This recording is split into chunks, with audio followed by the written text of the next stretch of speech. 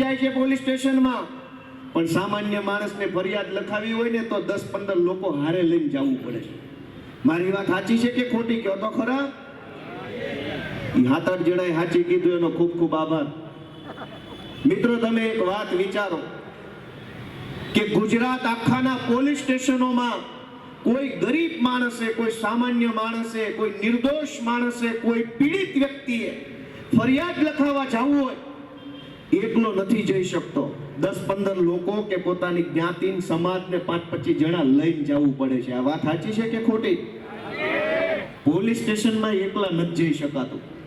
અને ટોળું ના લઈ જાઓ તો તમારી કોઈ વાત સાંભળતું નથી. 10, 15, 20, 25 લોકો ના લઈ જાઓ તો તમારી કોઈ વાત નથી સાંભળતું. વિચાર કરો, એકલા માણસનું કોઈ વજન નહીં, એકલા માણસની કોઈ ઇજ્જત નહીં, એકલા માણસની કોઈ આબરૂ નહીં. ટોળું લઈને જવું પડે, 50-100 લોકો લઈ જાવી, ત્યારે તો ખાલી વાત સાંભળે. હજુ FIR લખવાની કે મામલતદાર ઓફિસના કામની તો વાત જ નથી. તમે વિચાર કરો કે આ કઈ પરિસ્થિતિ છે જ્યાં એકલો માણસ સરકારી ઓફિસમાં ન જઈ શકે? દુનિયાના કયા દેશમાં આવું છે? આપણા બધાના સગાઓ, પરિચિતો, મિત્રો બધા વિદેશોમાં, કોઈ અમેરિકામાં, કોઈ કેનેડામાં, કોઈ ઓસ્ટ્રેલિયામાં રહે છે. એને પૂછો કે અમેરિકામાં ટોળું લઈને જવું પડે છે પોલીસ સ્ટેશને, કેનેડામાં ટોળું લઈને જવું પડે છે, મામલતદાર ઓફિસે કોઈને હારે લઈ જવો પડે છે. દુનિયાના એકેય દેશમાં ટોળું લઈને નથી જવું પડતું. આપણે બધા ભાગ્યશાળી છીએ કે 50 જણા લઈને જવું પડે છે.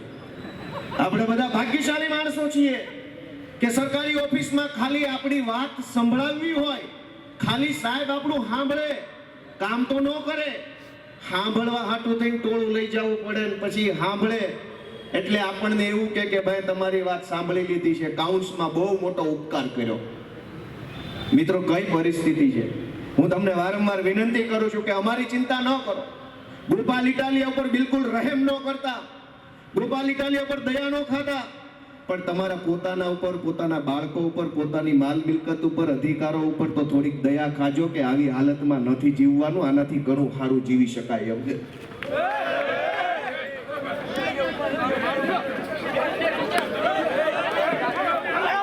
આ પોલીસ વાળા અગાઉથી બચાવવા આવી ગયા, તેને ખબર હતી આ મારવાનો છે, એ પ્લાનિંગ થી આવેલા. પછી જો આ બચાવવા તરત આવી ગયા, ગુંડા લફંગાઓને બચાવવા તરત આવી ગયા બધા પોલીસ વાળા. આને બચાવવા માટે જ આવ્યા હતા બધા, એને પહેલેથી ખબર હતી. આ બધા એટલે પહેલા આવીને ગોઠવાઈ ગયા હતા, પહેલા આવીને એટલે ગોઠવાઈ ગયા હતા કે એને ખબર હતી.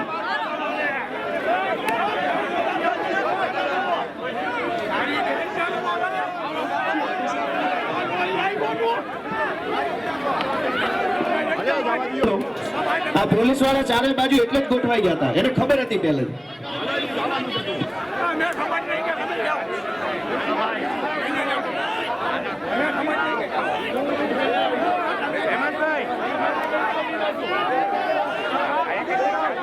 હસલમભાઈ, હું તમામ આપણા